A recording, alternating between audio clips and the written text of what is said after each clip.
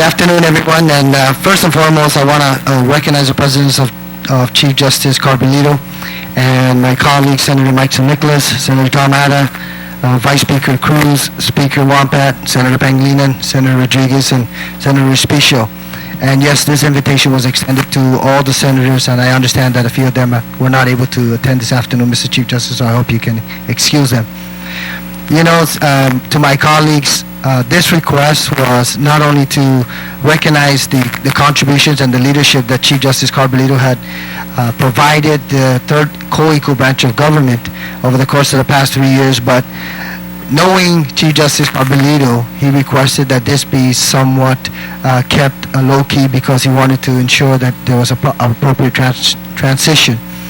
And in respecting that, obviously, we tried to move in that direction, but Chief Justice, every now and then, the Speaker of the House could make decisions that ultimately would allow us to relocate the presentation. So I hope you understand what just transpired.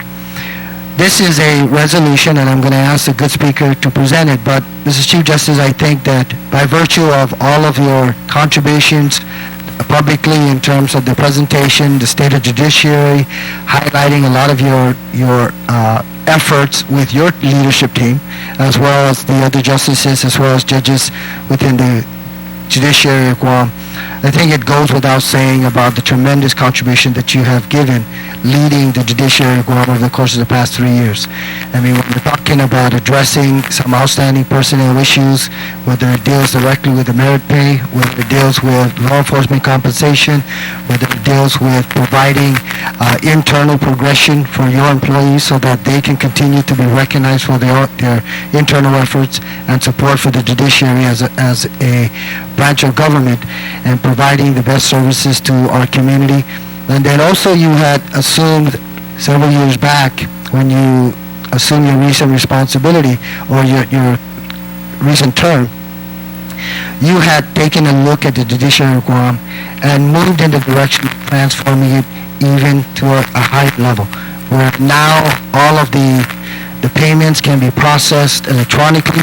It allows greater access for the community. Also, you've expedited some of the processing with judicial cases. You've worked very closely with your stakeholders and your partners island-wide to ensure that the justice that is the service that is being provided by the judiciary of Guam continues to be at the optimum and the best, and always serves as a model in terms of service to our community. So that, in recognition of that, I'd like to ask the good Speaker to be able to present this resolution on behalf of the members of this body, the 32nd Guam Legislature, but most especially on behalf of the people of Guam for the wonderful effort and contribution that you have provided in leading the judiciary of Guam over the course of the last 3 years. Madam Speaker? It's definitely an honor and a pleasure on behalf of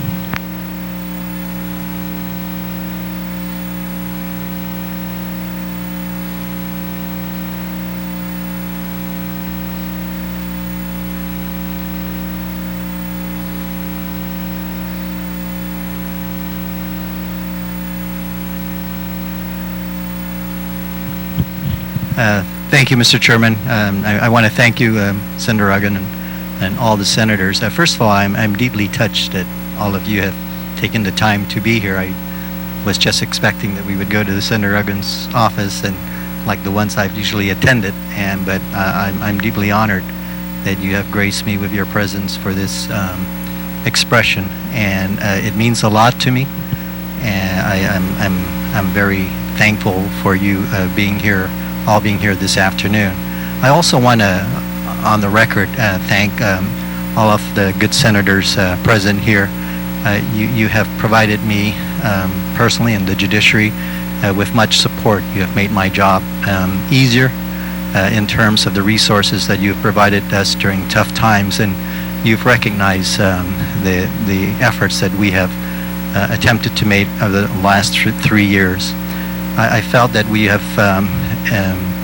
built a foundation within the judiciary that I think will withstand the test of times, and I surrounded myself with good people, and they continue to be there, and I have every confidence in that progress will continue to be made with the legislature. But your support in recognizing and respecting the independence of the judiciary would be of tremendous service to the community of Guam, and I'm deeply appreciative of you recognizing, all of you recognizing where we stand in a democratic form of government, and I want to thank you personally for that.